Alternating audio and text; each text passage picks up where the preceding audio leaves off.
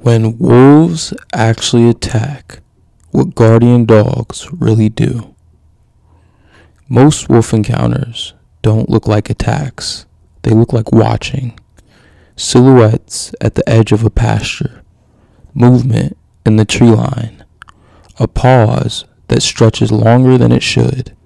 And most of the time, nothing happens. But sometimes, wolves stop testing. They stop circling. They stop waiting, and they move. That's the moment many people imagine. Chaos, barking, chasing, a fight exploding across the pasture.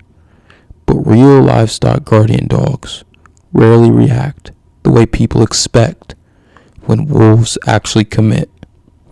Because their goal isn't to defeat wolves. Their goal is to keep the goats together and make the environment too heavy to break. Today we're breaking down what really happens when wolves stop watching and start moving toward the herd. To humans, an attack feels sudden. To wolves, it's the final step of a long process. They've already watched for days. They've already mapped movement patterns. They know where goats graze, where dogs rest, and where pressure feels weakest. When wolves finally move closer, it isn't a surprise. It's a decision. You'll notice sudden changes. A dog lifts its head more often. It stops wandering. It holds center. This shift isn't aggression. It's preparation. When wolves begin to advance, young dogs may want to chase immediately, but experienced guardians hesitate. They step forward slowly instead of sprinting, because chasing wide opens the herd. A wolf pack wants separation. It wants chaos. So the calm guardian does something counterintuitive.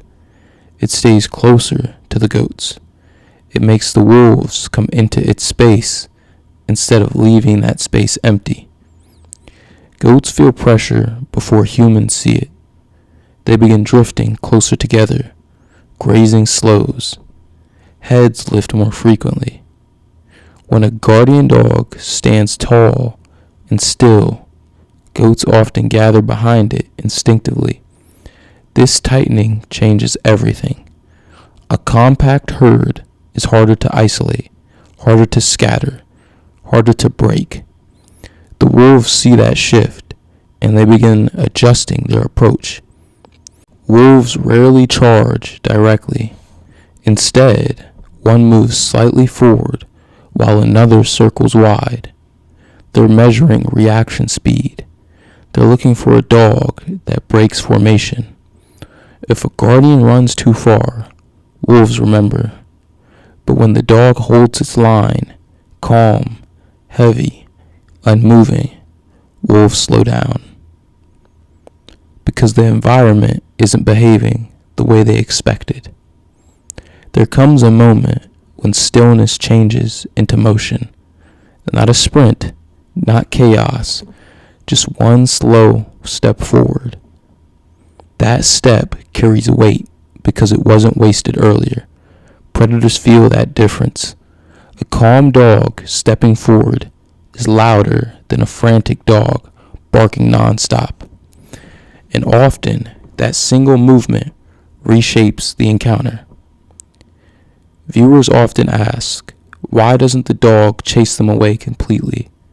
Because the goal isn't distance, the goal is control. If a dog chases too far, wolves may split and return from another angle. But if the dog holds center, the wolves must face the guardian directly to reach the herd. And wolves prefer angles, not direct confrontation. When more than one LGD is present, you'll often see silent coordination. One dog holds center, another shifts to elevation. They aren't planning this consciously. It emerges through experience. Wolves notice multiple pressure points forming. the pasture stops feeling open, and the approach begins to lose momentum. While wolves test edges, goats adjust their movements subtly. They align behind calm guardians. They reduce running. They follow the dog's body language more than the wolf's movement. This herd stability removes the visual triggers wolves look for. Without panic, the attack loses energy. Sometimes, wolves come closer anyway. This is when the guardian's posture changes sharply. The dog may bark once, deep, direct. It may move in a straight line instead of circling. These movements aren't emotional, they're precise, because escalation is costly, and experienced dogs don't waste it. From a distance, it may look dramatic, but many wolf approaches end before physical contact. The wolves slow, they pause, they turn sideways instead of forward, and eventually, they leave. To an observer, it may feel anticlimactic, but that quiet ending is the real success. The guardian didn't defeat the wolves, it changed their decision. After wolves leave, the guardian dog often returns to stillness. It doesn't celebrate, it doesn't chase endlessly. It resumes position near the goats, because the work isn't over. Wolves may return another night. Consistency builds long-term deterrence. Not every wolf in the pack behaves the same way. One may push forward, another may hang back, a third might circle wide. Experienced LGDs don't react to all of them equally. They watch the decision maker. Often the calmest wolf is the most dangerous. The loudest movement is sometimes just distraction. A guardian dog learns to ignore chaos and focus on intention. The focus prevents overreaction and keeps the herd from scattering. One of the oldest strategies wolves use is separation. They move just far enough to tempt a chase. A young guardian might take the bait, but an experienced one holds its ground. Because leaving the goats alone, even for a moment, is exactly what the wolves want. So instead of chasing, the dog may walk sideways. It changes angles. It keeps itself between the wolves and the herd, no matter where they move. That sideways pressure forces wolves to rethink their approach. Many people expect constant barking during an attack, but silence is often more powerful. A quiet guardian forces wolves to watch longer. Without sound cues, wolves struggle to read emotional energy. That uncertainty slows them down, and slowing down breaks momentum. Momentum is what turns testing into danger, so silence becomes strategy. Goats react differently when pressure becomes real. They stop wandering. They cluster without being told. You might notice them aligning behind the guardian naturally. This isn't training, it's natural instinct. Goats read micro movements in the dog's posture.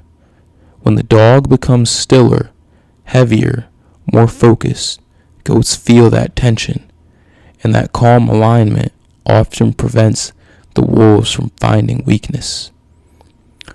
Wolf encounters aren't always short. Sometimes they stretch across minutes or even hours. A dog that wastes energy early loses advantage later.